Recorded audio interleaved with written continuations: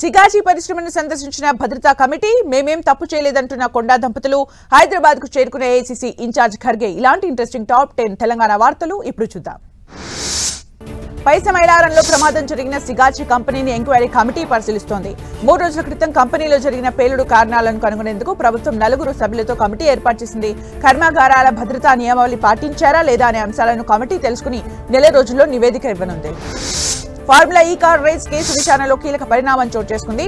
ఈ కేసులో ఆరోపణలు ఎదుర్కొంటున్న సీనియర్ ఐఏఎస్ అధికారి అరవింద్ కుమార్ మూడోసారి ఏసీబీ విచారణకు హాజరయ్యారు. దీంతో అధికారులు ఆయనను ప్రశ్నిస్తున్నారు. ఈ కేసులో A2గా ఉన్నారు ఐఏఎస్ అరవింద్ కుమార్. ఫార్ములా ఈ కార్ రేస్ కేసులో నిధుల బదాయింపుల్లో అరవింద్ కీలకంగా వ్యవహరించినట్లు ఆరోపణలు ఉన్నాయి.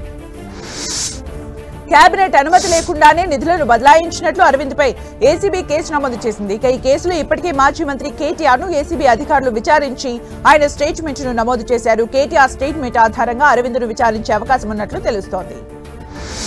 ఏఐసీసీ చీఫ్ మల్లికార్జున ఖర్గే కాసేపటి క్రితమే శంషాబాద్ ఎయిర్పోర్ట్ కు చేరుకున్నారు. రేపు ఎల్బీ స్టేడియంలో నిర్వహించే సభలో ఆయన పాల్గొంటారు. క్షేత్రస్థాయిలో కాంగ్రెస్ పార్టీని బలోపేతం చేసేందుకు రేపు ఎల్బీ స్టేడియంలో కాంగ్రెస్ భారీ బహిరంగ సభ నిర్వహిస్తోంది.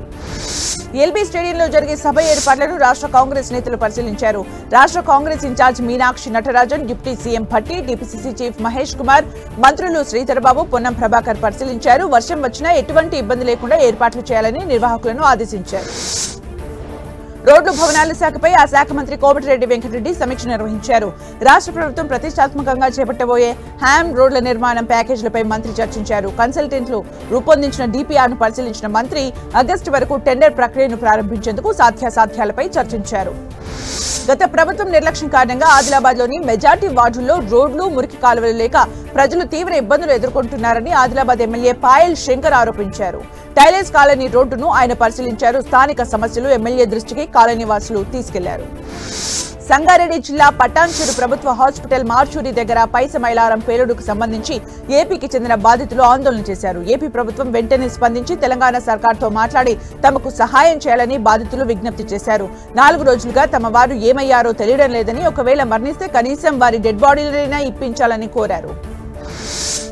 కొండా సురేఖ గతంలో సినీ సెలబ్రిటీలు సమంత, నాగార్జునపై చేసిన కామెంట్స్ పై మీనాక్షి నటరాజన్ కు క్లారిటీ ఇచ్చారు కొండా మురళి.